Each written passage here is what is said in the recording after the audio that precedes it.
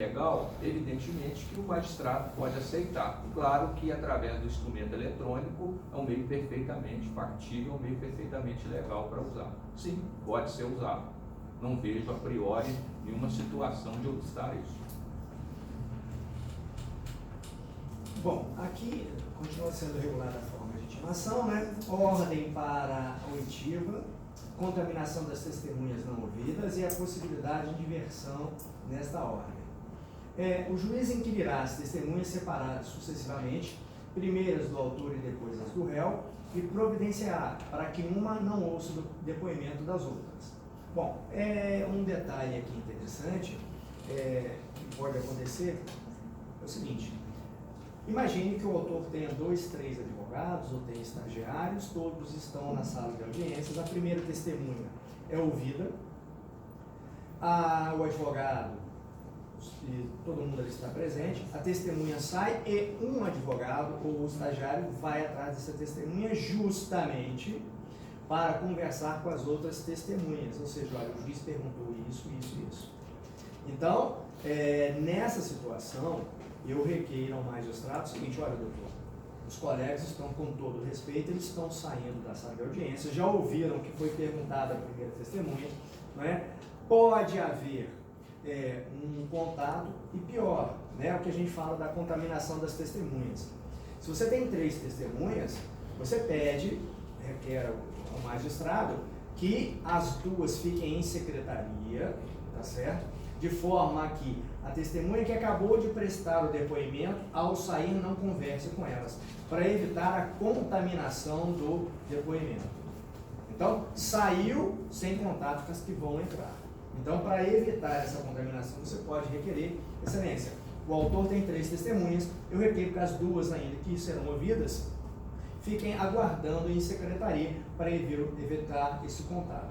Ou mesmo, né, algum colega que saia que possa conversar. O juiz não está ligado nessa situação. Não sabe: olha, doutor, o colega saiu lá, tem outras 2 testemunhas que poderão sofrer algum tipo de influência. Então, o advogado, o diligente, fica atento. É um detalhe, tá, pessoal? Ó, o juiz me perguntou isso. Você já vai condicionar o depoimento das próximas testemunhas. Não, no meu caso, eu peço sempre o meu auxiliar, o Emanuel, que fique atento à situação, porque quando a testemunha é dispensada, né, a determinação é que ela vai embora. Se ela precisar da declaração de que ela esteve presente, ela é encaminhada diretamente para o balcão da secretaria. Se não for o caso, o Emanuel leva até na porta, que é meu auxiliar, e evidentemente a testemunha vai embora. Ela não fica ali conversando com as outras testemunhas para serem inquiridas. Geralmente nós adotamos essa sistemática, onde o meu auxiliar é muito experiente, então verifica essa situação de que a testemunha que depois efetivamente irá se retirar do recinto. É uma sistemática que nós adotamos para preservar, resguardar os interesses de todos.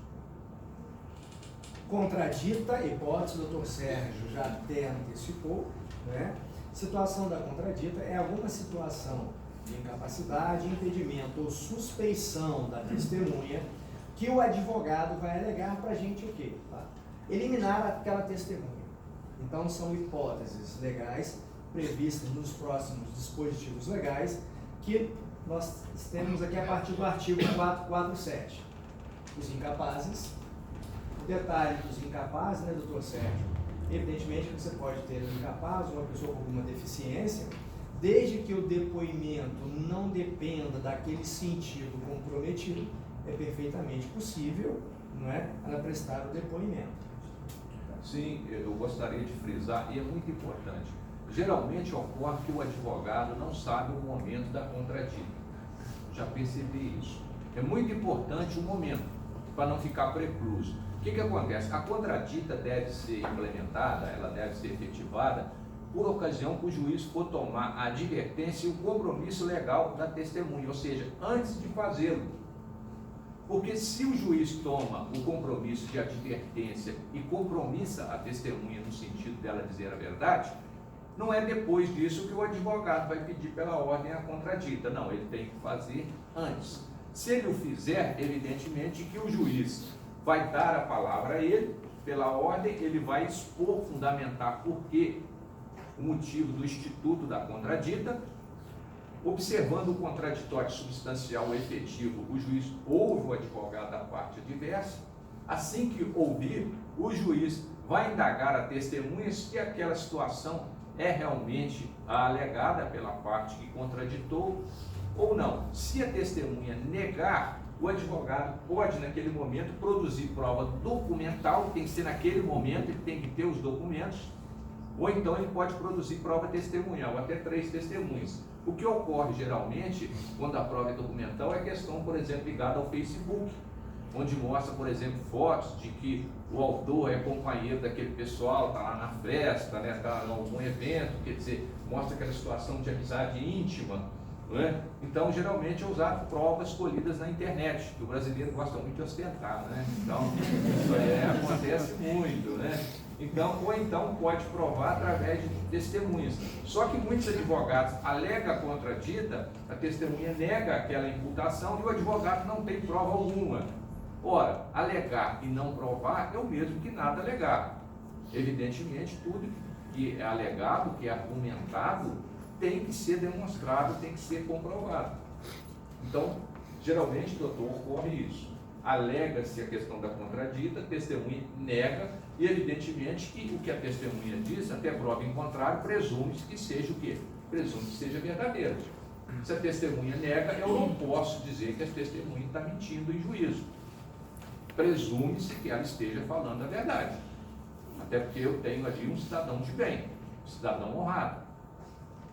Então eu não posso partir do pressuposto, inverter a situação, dizer que não, que a testemunha está mentindo. Eu não posso fazer isso com o réu no processo penal, ou fazer isso com a testemunha, que não está respondendo a nenhum processo, está ali simplesmente para depor de fatos que ela conhece, que ela presenciou. Doutor, essa questão, né, de você arguir a contradito, não ter como provar, né? Aí o advogado vai dizer, não, isso aí vai chamar a atenção do juiz. Tem como provar? Não, o advogado fica com aquela cara, já é, né? Mas, não, é para chamar a atenção do juiz, aí ele vai, eu falei que ele é amigo íntimo lá da parte, né? Ele vai ficar mais atento. Mas não é por aí, né? Então a questão é provar a sua contradita. Impedimento ou suspensão, evidentemente, né? Há só um detalhe que, doutor Sérgio, a gente já tem, acho que nós já fizemos uma audiência de instrução, né? Muito bacana com os alunos, simulando cada uma daqueles incidentes processuais, e a deixa a testemunha se senta à mesa, ela é qualificada e nesse momento você não tem que conversar com ninguém, olhar celular, conversar com a testemunha, não. A testemunha da parte contrária, a partir do momento que ela entra na sala de audiência, você tem que ficar ligado ali, porque o que acontece? A partir do momento que o serventuário vira para o juiz e fala, pronto, qualificada, é o momento para você contraditar. Como o doutor Sérgio falou, a partir do momento que ela é compromissada, está precluso a contradita. Então, fica olhando para o serventuário. A partir do momento que ele começou a olhar para o magistrado, pronto, qualificada pela ordem. Pela ordem, pois não, vou contraditar a testemunha. Então, o momento é após a qualificação. Eu fico ligado no serventuário. Quando vira para o magistrado, pronto, qualificado, já estou lá. Certo? Ou então, quando você vai fazer a audiência pela primeira vez e não teve a oportunidade de ver qual é o procedimento do juiz, você já sabe que vai contraditar, só, doutor, só avisando o senhor que eu vou contraditar, tá? Você já avisa, mas o correto tecnicamente é qualificou, o serventuário vira para o magistrado, pronto, qualificado, ou outro termo qualquer, né? Tudo certo, é o momento para você qualificar. Só um momento, Paulo. É importante ressalvar o seguinte: feita a contradita, e se o juiz aceitar a contradita, ele tem 2 caminhos. Ou ele dispensa a testemunha, ou ele a ouve como informante. Se ele ouvir como informante, as informações prestadas pelo informante, as narrativas do informante, depende do mosaico probatório. Pode ser relevante ou não para a fundamentação da sentença do julgador. Então depende muito do mosaico probatório, onde o que o informante disser pode ser relevante para o deslinde da causa ou não.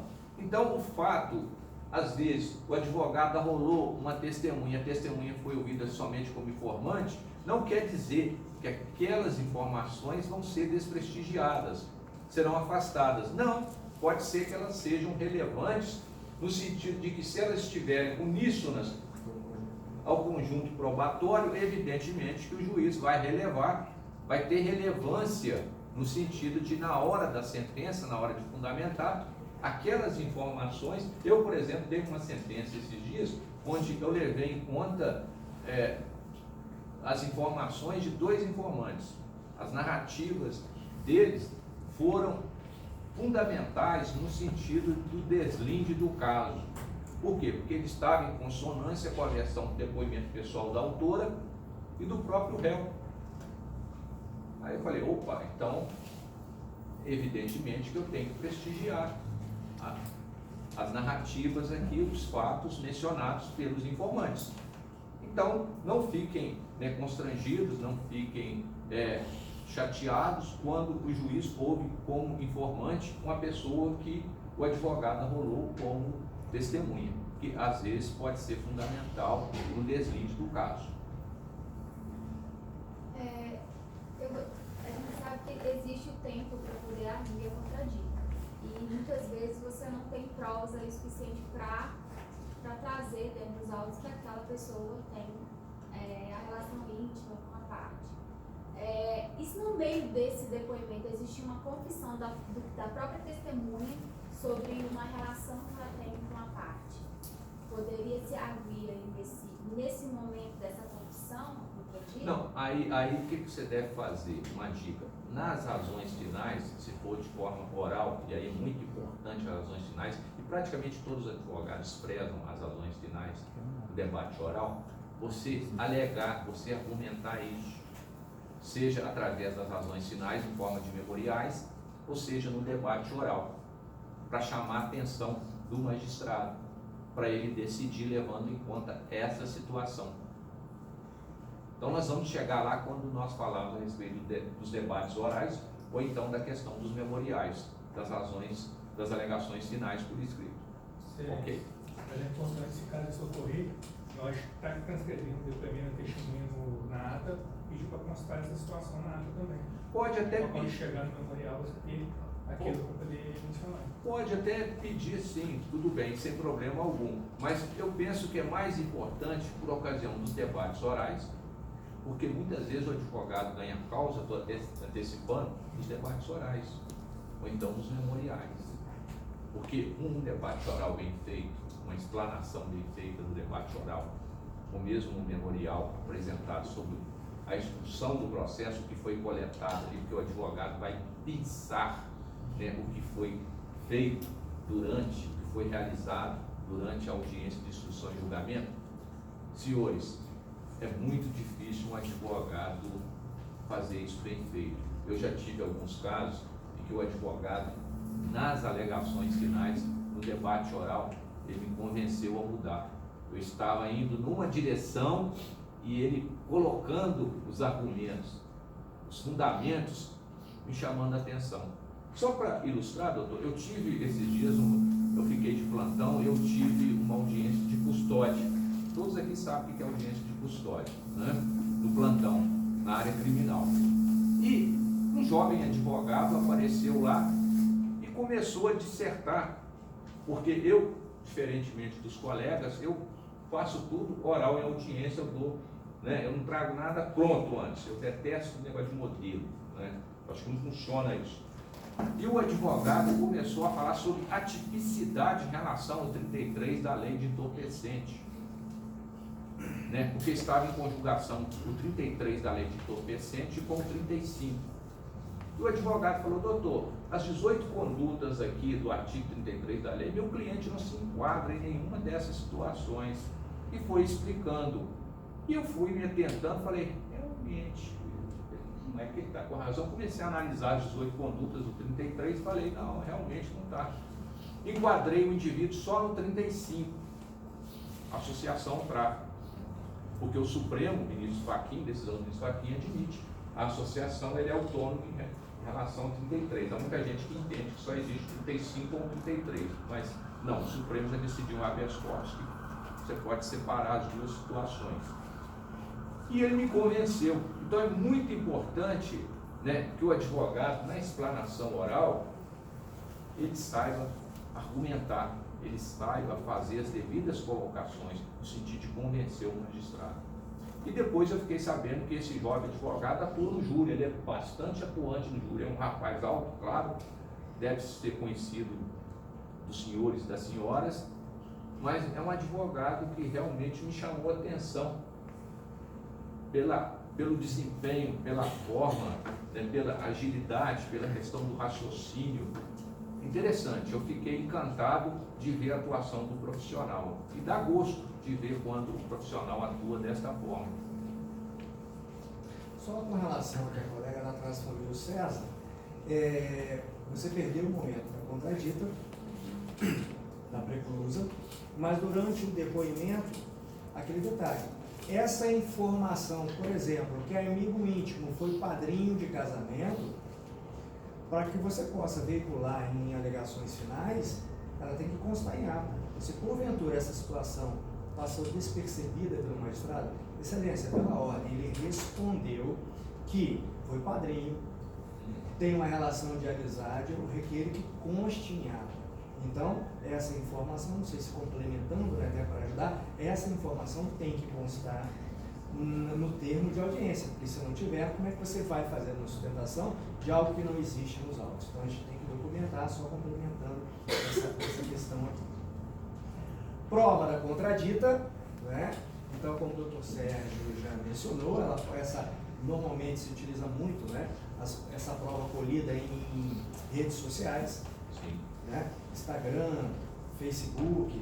Então, agora só um detalhe, tá? Para o advogado da parte contrária. Eu posso participar de uma confraternização com várias pessoas com as quais eu mantenho relacionamento no meu ambiente de trabalho, abraçado, tomando cerveja, rindo, e não ter relação de amizade.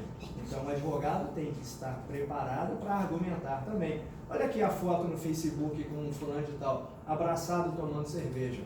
Não, tudo bem, são colegas de trabalho, o contato foi único e exclusivo nessa situação. Então, até para o advogado da parte contrária, saber argumentar essa questão, para o juiz poder, para instruir essa contradita. Então, não é que seja uma prova absoluta. Então, vai ser aberto ao contraditório, para a parte contrária se manifestar dessa página printada dessa rede social, e você vai argumentar nesse sentido. Olha, realmente estão juntos, mas são colegas de trabalho, ou foi só esse encontro essa vez, então isso não caracteriza uma questão de suspeição. Tá? Testemunha menores, doutor Sérgio, testemunha menores e com a contradita acolhida, o senhor já até antecipou, né? Aquela testemunha que tem a contradita acolhida, ela pode prestar o depoimento sem realizar o compromisso, né? E doutor Sérgio, com relação aos menores?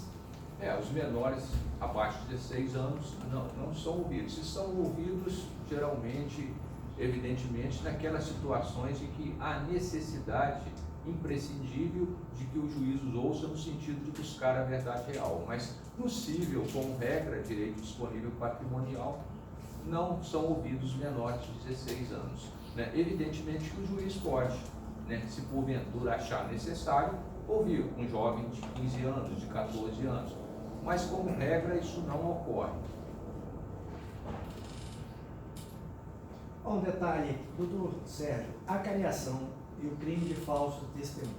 Essa acariação, na prática, o advogado requer essa acariação, depoimentos conflitantes, contraditórios. Não é? Sim. Com relação a isso, o que o senhor... Bom, isso aí na prática geralmente não funciona, porque os acariados, geralmente, eles reafirmam aquilo que disseram em depoimento. Comigo, pelo menos, eu verifiquei ao longo da minha vida judicante que simplesmente reiteram o que disseram, cada um mantendo seu posicionamento. Na prática, isso demonstra que não funciona. O juiz tem que levar em conta para verificar quem está com aquela alegação verossímil, aquela alegação efetivamente que é crível, verdadeira, em relação ao acervo probatório. Como regra, doutor, não funciona. Isso, mas não quer dizer que se você estiver numa situação muito delicada, você não vai requerer, né? O juiz pode até indeferir, né? Você vai argumentar, doutor, a testemunha falou isso, a ele falou isso, eu requeiro a cariação. Até porque se não for um mentiroso profissional, né? Normalmente a pessoa que está mentindo em juízo, ela titubeia. Então pode ser que, dependendo de uma situação, né? Essa acariação, e dependendo, né, do magistrado, olha, você pode cometer crime de falso testemunho, você pode ser processada criminalmente, né? Pode ser. Então, gente, eu estou falando isso aí, essa situação, você vai ter que avaliar e argumentar para o magistrado. O que nós queremos trazer para os senhores, né? O doutor Sérgio falou da experiência dele como magistrado, mas existe a possibilidade legal, não é? E o magistrado, não é? Como a prova é direcionada a formar o convencimento dele, ele pode entender que sim ou que não, mas com a experiência do doutor Sérgio, essa foi o posicionamento dele. Mas a possibilidade legal, né, doutor Sérgio, existe. Né? Geralmente eu até defiro a questão da acariação, né, para não cercear o direito do advogado em busca pela verdade real, prestigiando o contraditório e ampla defesa, mas na prática eu verifico que eles costumam se reiterar, costumam ficar naquela questão do que eles disseram. Mas evidentemente que a gente oportuniza ao advogado, ou os advogados, efetivamente tentar, né, buscar essa verdade real, aclarar os fatos. Não é? Só uma questão que eu coloquei em termos de experiência da vida judicante, mas é claro que a gente não vai negar o advogado a oportunidade de ele tentar produzir aquela prova, demonstrar aquela situação que efetivamente interessa ao seu cliente. E aquela questão, né, doutor Sérgio, só para finalizar, não é requerer a acariação, por exemplo, por requerer para mostrar trabalho. Tem que ser um fato relevante que vai influenciar no convencimento para amparar a sua tese, seja do lado do autor ou do réu. Né? Só uma pergunta, qual seria o momento para requerer a acariação? Ao fim do depoimento dele? Porque você vai ter esse momento, quando você tem o depoimento de uma e o depoimento da outra, aí você vai poder fazer esse contraponto, né? Teve o depoimento de uma pessoa, e logo em seguida você teve o depoimento dessa testemunha, que vai diametralmente de encontro ao depoimento da outra. Seria no momento seguinte, conforme o doutor falou, a testemunha A disse uma coisa do autor, a testemunha veio e falou uma outra coisa, a outra testemunha veio e falou do réu. Então, o momento seguinte é que você vai requerer o juízo que seja feita a acariação. Então, excelência, diante dos depoimentos contraditórios referentes a esse ponto, requeiro que seja realizada a acariação. Tá? Isso tudo, gente, mesmo que o juiz indefira, né, como já disse, a prova é direcionada ao juiz, isso tem que estar registrado. Sim, tudo é registrado em eventual recurso, essas questões de deferimento, principalmente de indeferimento, elas podem ser alegadas, né, doutor Sérgio, em eventual recurso, como cerceamento de defesa. Mas tudo tem que estar registrado. Agora, uma dica importante, que nós notamos muito em audiência, e é de suma importância isso, é o seguinte: muitas vezes, por exemplo, você é advogado do autor e o réu arrolou 3 testemunhas. E as testemunhas do réu, a primeira veio, disse uma coisa, a segunda veio, disse outra coisa, a terceira veio, disse outra coisa. Ou seja, depoimentos conflitantes. Ora, você não vai também pedir a acariação, porque efetivamente lá no debate oral, nas razões finais, você vai demonstrar para o juiz aqueles pontos conflitantes em relação aos depoimentos das testemunhas do réu. Se você pode colocar do autor. Então, tem que saber o momento adequado para fazer ou não o pedido da acariação. Porque o que pode acontecer? E eu verifico o seguinte: uma coisa muito comum em audiência, e aquilo que eu falei, audiência é um jogo de xadrez. Veja bem, o autor fala: doutor, eu não tenho provas a produzir em audiência. Aí o réu fala o seguinte: doutor, eu tenho 3 testemunhas para ouvir. Olha só, o autor não produziu prova oral alguma. Aí vem as 3 testemunhas do réu e faz toda a prova necessária para demonstrar o fato constitutivo do direito do autor. Ora, se é fato constitutivo do direito do autor provar aquela situação, e se o autor não provou, por que, para demonstrar apenas trabalho para o cliente, eu vou ouvir as minhas testemunhas? O ônus não é meu. E muitas vezes ocorre isso. Né? O advogado, o autor, não tem provas a produzir, e o réu tem. E vem as testemunhas do réu e prova todos os fatos necessários para o autor. Ou vice-versa. Não é? Então é muito importante que o advogado fique atento a isso. O que eu quero provar? Como que eu devo buscar? Como que eu devo proceder? Então, tem que se atentar para esses detalhes. Né? E isso ocorre demais.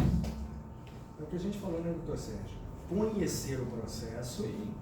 E conhecer o artigo 373, o ônus da prova, o que compete ao autor e o que compete ao réu, para justamente você não fazer prova para a parte contrária.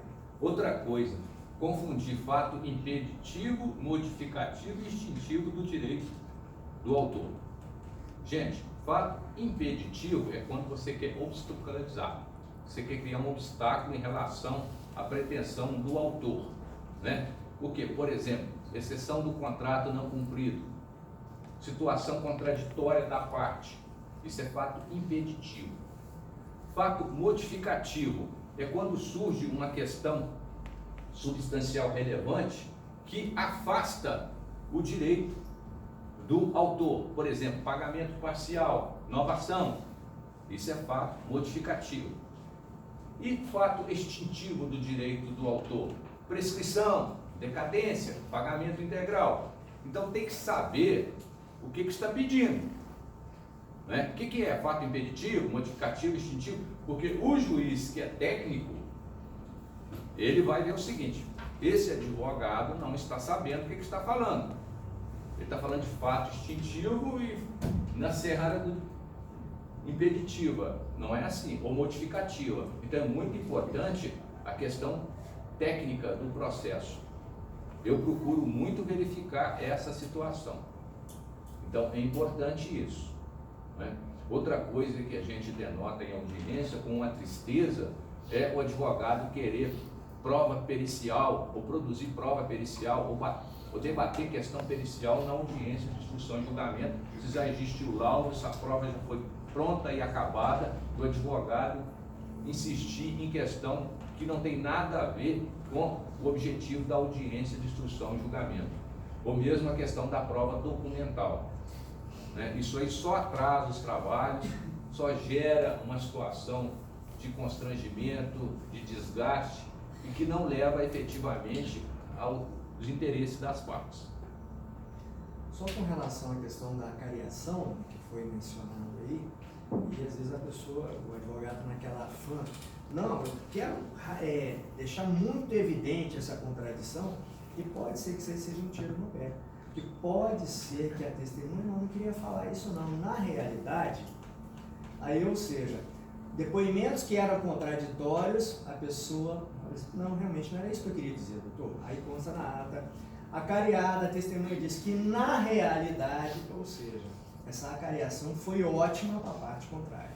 Então vamos ficar atentos essa questão da acariação também.